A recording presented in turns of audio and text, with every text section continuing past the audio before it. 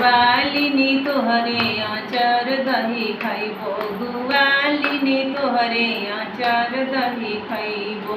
हमरो आचरवा कन्हा लइका जूठा रे, हमरो आचरवा कन्हा लइका जूठा। कन्हाई लाल ले आव पुरैन के पाता, कन्हाई लाल ले आव पुरैन के पाता।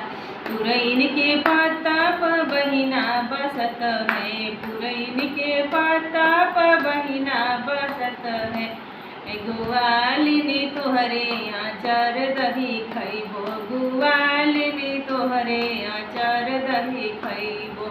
हमरो आचरवा कन्हा लइका जूठा रे, हमरो आचरवा कन्हा लइका जूठा। कन्हाई लाल ले आव बरगद के पाता, कन्हाई लाल ले आव बरगद के पाता। बरगद के पाता पर ब्रह्मा बसत है, बरगद के पाता पर ब्रह्मा बसत है। गुवालिनी तोहरे आचार दही खइबो, गुवालिनी तोहरे आचार दही खइबो। हमरो आचरवा कन्हा लइका जूठा रे, हमरो आचरवा कन्हा लइका जूठा। कन्हाई लाल ले आव पीपल के पाता, कन्हाई लाल ले आव पीपल के पाता। पीपल के पाता पर लक्ष्मी बसत है, पीपल के पाता पर लक्ष्मी बसत है।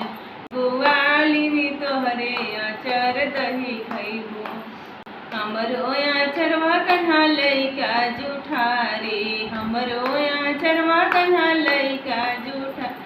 कन्हाई लाल ले आव तुलसी के पत्ता, कन्हाई लाल ले आव तुलसी के पत्ता।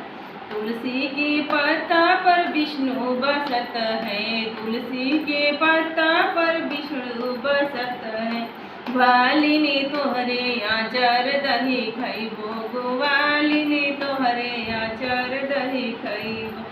हमरो आचरवा कन्हा लइका जूठा रे, हमरो आचरवा कन्हा लइका जूठा। कन्हाई लाल ले आव घर से कटोरा, कन्हाई लाल ले आव घर से कटोरा। जब हो कन्हाई लाल घरवा के गईले, जब हो कन्हाई लाल घरवा के गईले। गुवालिनी टप से उतर गईली पार, गुवालिनी टप से उतर गईली पार। एह पर कन्हाई लाल कटोरा लिए खाड़ बने, एह पर कन्हाई लाल कटोरा लिए खाड़ बने। गुवालिनी ओह पार अंगूठा दिखा, गुवालिनी ओह पार अंगूठा दिखावे। हमरा के ठगलू बोलेन साँझे सबेरे, हमरा के ठगलू बोलेन साँझे सबेरे।